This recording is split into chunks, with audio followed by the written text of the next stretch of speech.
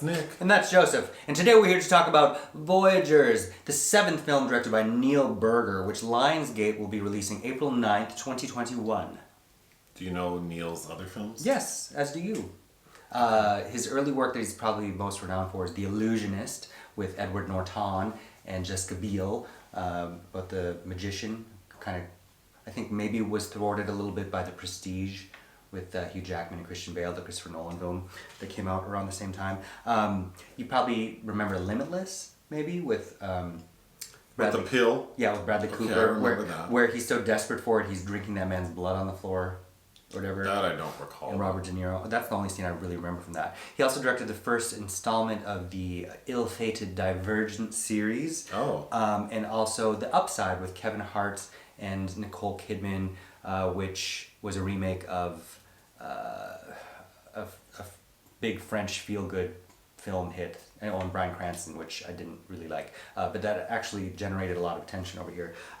So this is Burger returning to what I think he does best. I think out of all his films I've seen, I think it's his best work to date. To genre. The story is, we're in the year 2068? 2063. 2063. And Earth is ravaged from humans tearing it up, so there's drought and famine and all the things. So we have found a planet far, far away where we are going to colonize. So we're not actually like transporting existing people, we're just going to colonize new people there. The trip takes like 80 some years. 86.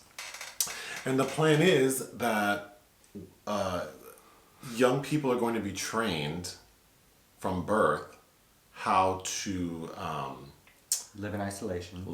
From birth they're put in isolation so they don't know what the world is like, and they're just trained on how to operate this ship and all the other things that will come along with managing a trip like this, because the idea is that first crew is going to grow up, have children. Children will be had like their children, and then the grandchildren will be the ones who end up on this new Earth. So Colin Farrell is in the film playing sort of like, he's involved in like organizing this trip. And right before, he decides he wants to go with, because the original plan was for the children to go alone. Mm-hmm. But he says, if you let me go, I can ensure they're safe and be there if anything goes wrong. But also, if I go, they can leave a few years early. Mm-hmm. So they're off. And we see them as children, and he's like tucking them into bed and doing whatever. Then we flash forward 10 years, and now these are like young adults. Mm-hmm. And the three main characters are Ty Sheridan plays Christopher. Johnny Depp's daughter plays Lily Rose Depp plays Sela. And then Fionn Whitehead plays Zach. Fionn. From Dunkirk. Not the Christopher Nolan reference, which I don't think you've seen that either. They're just bebopping around doing their thing, manning the ship. There were only 30 of them.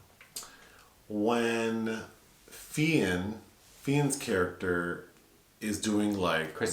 Christopher is doing routine like checks, and he sees that there's a filter that's detecting something, or there's a malfunction, and he sees that there's like a component, like a mysterious component that they can't find what it is. Yeah, some mysterious chemical. So Colin Farrell's character says, "Oh, don't worry about it. Like, don't ask. Just change the filter." But of course, Fionn and Ty, Christopher and Zach. I'm not gonna remember that. They get on the interwebs and look, or the database. I guess they wouldn't have internet. Mm-hmm. They get on their electronic encyclopedia and they look up this component, and they realize it's a drug that is intended to sedate them and depress their mood and depress their sexual urges. Yes. So keep them chill so they can just get through this mission. Kind of like the not fun version of Selma from Brave New World. Okay. So they decide they're going to go on strike from this blue drink, which they get with every meal. Mm-hmm. And then we start seeing the effects of that, and then everyone else notices and starts also declining to drink the blue drink. While that's happening, we hear like a noise, like a mysterious noise on the ship that sounds like, initially they think, oh, it has to do with like the HVAC system, but then when they check that out and that's not it, they start getting afraid that maybe there's some creature on the outside of the ship, which I thought was a little flimsy. But anyway, at a point, there's something detected like outside of the vessel. So Colin Farrell... They lose contact with Earth. Oh, their comms go down, so they have to go out to check something. So Ty and Colin and some other person, Just those two. they go out on the ship, and while they're out there, we see like a dark figure, kind of like a shadow, and then we see Colin Farrell's character. It looks like he's been injured. They bring him back in, and he ultimately dies from his injuries. So what they think has happened is some creature has attacked him. Some alien force that looks maybe like an inky blob. So Fionn says, we need a new leader, I nominate myself. Okay, well, let's take a vote, and these fools vote for Ty. So now Fionn is in his feelings because he thought he was going to be the leader. And therein begins this instant conflict between Fionn and Ty. And we've already kind of teased at some conflict because they both are attracted to Lily Rose Depp. Yeah. And Fionn, in every one of his interactions with anybody, seems out of control. He's very peppy like you. And actually, right before Colin Farrell dies, which instigates what happens, he sexually assaults Lily Rose Depp, and Colin catches him. Yes. And his name is Richard. So to wrap this up, it's like Lord of the Flies. These fools are running around like just crazy. They're so drunk with the newfound pleasure and pain they can experience that they're neglecting all their duties. Ty and Johnny Depp's daughter and who's the one character I really liked, the black girl. Oh, Chanté Adams playing Phoebe. Phoebe. Mm-hmm. They still have some of their damn sense. So they're like, we need to like stay on track. We have a mission. But the rest have gone wild. Also, the gag is Fionn is like perpetuating this idea that there was a creature outside, and because they brought Colin Farrell's character back inside, now the creature's inside. And Fionn is like just perpetuating this and getting everyone all scared.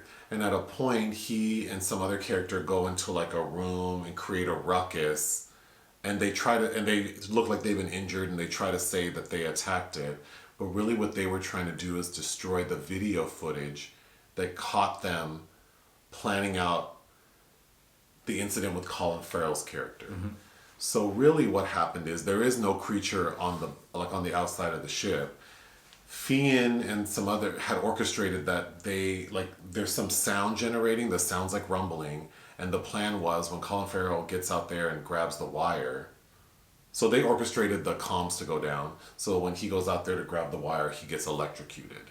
I believe they wanted him to die. You don't think so? I think that there's clearly a progression, because I think the film is a statement about human nature and that progression past boundaries. Sure. It's like when because Chanté Adams gets killed, and it's after that where they're like, oh, we can kill others. Right. So I think it was accidental. That makes sense to me too. But anyway, they did it on purpose. Okay. So almost everyone is on Fionn's side. But if they continue down that path, they're just gonna like crash and burn, literally. So Ty and Emily Depp, is that her name? Lily Rose. Oh, Lily Rose Depp. They trick Fionn into like whatever that little pressurized area is that would then suck you out into the outer space. They trick Fionn into like getting sucked out into outer space. Well, or as Sigourney Weaver's Ripley would say, I blew him out of the goddamn airlock. Yeah, that's what they do. So they come back and they get order. We realize that now they've decided that they're going to govern themselves differently, because prior to that they were governed by something called the program. So they were supposed to follow a protocol. Like SOPs. So they decide that they're just going to vote on everything. Mm-hmm. And they are electing to not drink the blue drink still. And so they vote again on the leader, and Sela becomes the leader.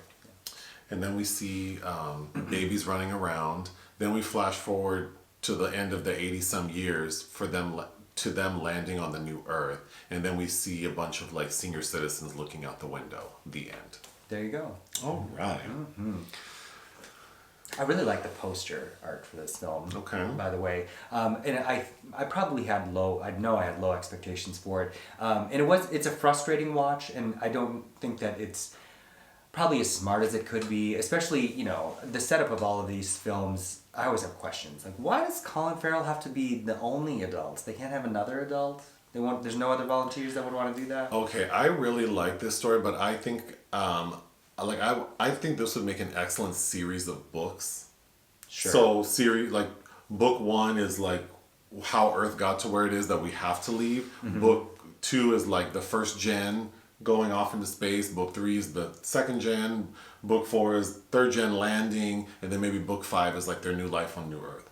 So I would definitely read that book series because I think, you know, the 3 middle books would really be about how people, and the film does touch on this, which I think is why I would give this film a higher rating, because just the idea that like when people know like they're being robbed of their joy and their ability to experience life, and then they're just told like you're on a mission and your sole purpose is to you know, propagate this bigger thing that that I won't be able to enjoy or experience. Well, I likened it to like a relay. A relay race. As in, you're just running this one segment and you don't even get to see the trophy at the end.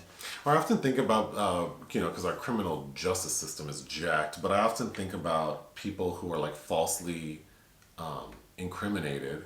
And I was just reading a story about a gentleman who was imprisoned at 18 and spent like 17 years in solitary confinement, and then they found out that he wasn't guilty.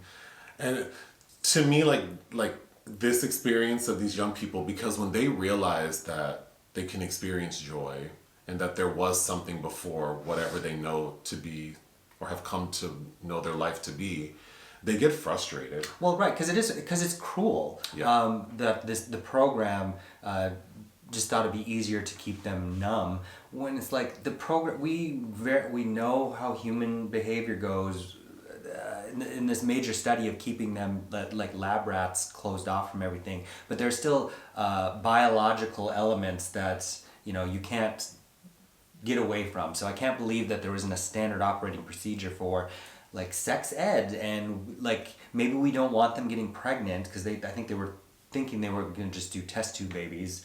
I assume that because in the beginning of the film we see like a test tube baby. But the children are going to have sex. And I'm always curious about the placement of queer characters in, there aren't any in this, but if I did my thesis on something else, but it always fascinated me how there's such kind of, there's a lack of envisioning of where queer people fit into. Well, in this scenario, it wouldn't play a role because the people aren't propagating. I think queerness always plays a role, especially with like sexual pleasure and. Yeah, but in this storyline, I mean, they're not procreating. That's the word I was trying to use.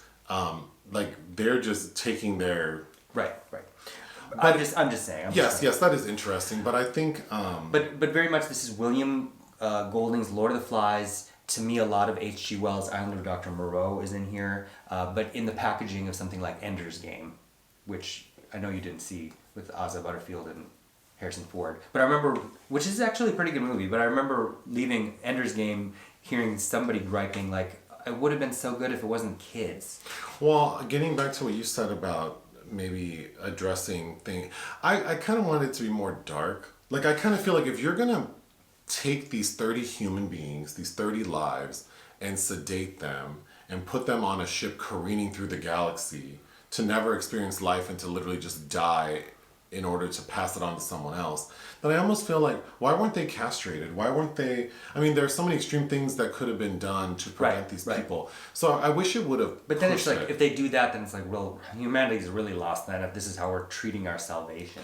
Yeah, but that's even the better conversation, I thought, like after we watched it, was just the audacity and the arrogance of the human spirit to think like we have trashed Earth so bad that we're all just gonna die here, but we're gonna send off 30 people and a bunch of sperm and ovaries to poison or another eggs planet. Yeah. to just go and poison another planet, and it's like, for what purpose? The argument is not sold that humans are anything more than parasites, really. No, really.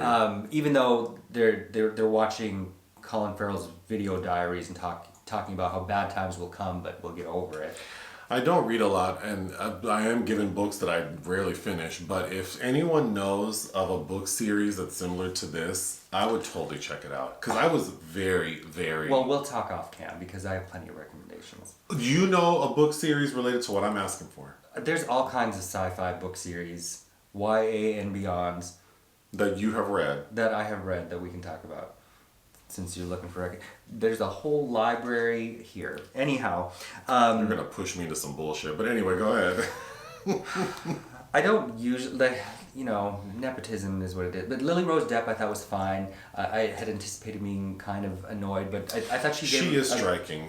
I thought she gave... I can see her selling cosmetics or being a model or something. She does. Yeah. I also liked her in that film Planetarium, directed by Rebecca Zlotowski. Her dad's a mess. Bless her heart for even being able to, get out of bed in the morning. I do really like her mother. Who's her mom? Vanessa Paradis. Does she have smoker's mouth? Is that how I know her? She has a gap in her teeth that's very notable. But you could tell she smokes. I don't know. I think I know who you're talking about. Well, she was a model too. Well, Girl on the Bridge. Anyway. Like how Kate Moss looks. Clearly she smokes. But then does yoga and is vegan. And Ty Sheridan I thought was fine. I thought Fionn Whitehead was kind of striking as the villain. He's very frustrating to watch. But actually, I really was impressed with Chanté Adams yet again in totally selling empathy on what could have been a completely wasted character. Because every time she's on screen, I'm like, oh, I kind of want more of her. Yeah. But you saw her recently in Bad Hair. I recommend Roxanne. Who was she in Bad Hair? Is she one of the three sisters, who work? I think she was the younger sister. She's the younger sister. If I'm remembering right. And in The Photograph with Issa Rae and Roxanne Roxanne. But yes, the casting also putting and Colin Farrell, I think, is a big hint of, hey, he's not going to be around. That's okay. I do like him, though. I do, too. You didn't like the look of it. No, I did not like the look of it. I was saying that I think it actually looks fine, great. I was saying that, for me, 2009's Moon... Directed by Duncan Jones, who is David Bowie's son. Okay. He was at the screening we were at. Okay. I think that was the first time I saw a film that didn't have a huge budget, that really did look very elegant and modern. Sure. And was effective. And was super effective. So I think since then, many films have accomplished that. So Voyagers is kind of to me, on the same level. So it looks great, but it's not, it didn't take me anywhere I haven't been before. So I think it more so the story and the idea of what I'm witnessing really got me going. Do I think it was executed at that? It wasn't the execution that got me there. It was just me thinking about, how would these people react to, the understanding that this is what their life is, and then the experience of, because even the experience of feeling joy for the first time. Mm-hmm. I mean, when you think you haven't had sex in 30 days, and then you do it, and it's so. Well, or your first orgasm is. Sure, but I'm saying, I don't think the film really demonstrated, the joy these characters were having. We just basically get a lot of scenes of the boys running around and being rambunctious, and then we see the girls kind of we see boys and girls, dry humping, because maybe they don't know what sex is, because I'm sure they were never shown acts of sex. But, I don't know, I feel like that could have been pushed. It could have been pushed more. I think they were more trying to push the fake news, rule by fear element. And in that regard, it does very well. Right. Because I was frustrated in a good way. Right, because, how people just don't want to listen to facts or science. What else you got there? The look of it, I'm probably going to say his name wrong. The DP is Enrique Chediak. I can't even read my own writing anymore. But he has filmed a lot of big budget films, 28 Weeks Later, 127 Hours. But I think the look of this fits just fine. He also shot The Fifth Wave, which is kind of a YA apocalyptic film with crowy Grace Moretz. Crowy. Which I didn't like. I like Jay Blakeson as director, really didn't like that film. But I think it's effective, and I actually kind of really liked this fast-forwarded montage going through the sterile hallways as it accelerated and people aged. I did kind of like that. Yeah. I was surprised because I think I had the bar set quite low, and it hits the marks that it's trying to at the very least, and I enjoyed it. Anything else? Mm-mm. What would you give it? 3 out of 5. I would give it 3 out of 5 as well. Thank you. Bye.